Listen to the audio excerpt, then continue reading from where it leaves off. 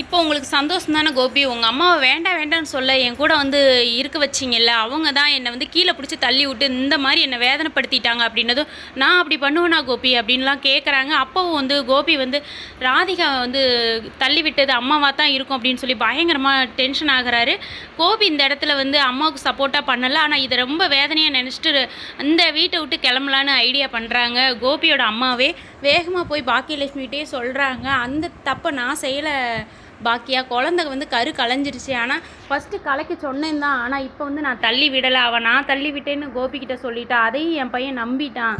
இனிமேல் அந்த வீட்டில் இருந்தால் எனக்கு மரியாதை இல்லை, நான் இங்கே வந்துடுறேன் பாக்கியா அப்படின்னு வந்து பாக்கியாட்ட போய் சொல்கிறாங்க.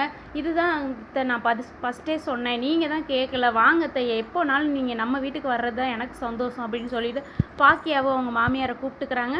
கோபி வந்து ராதிகாவை நினச்சி ரொம்ப வருத்தப்படுறாங்க, குழந்தையும் போயிடுச்சு அப்படின்ட்டு. இப்படி தாங்க ப்ரமோ போட்டிருக்காங்க. பிடிச்சிருந்தா ஒரு லைக் கொடுங்க.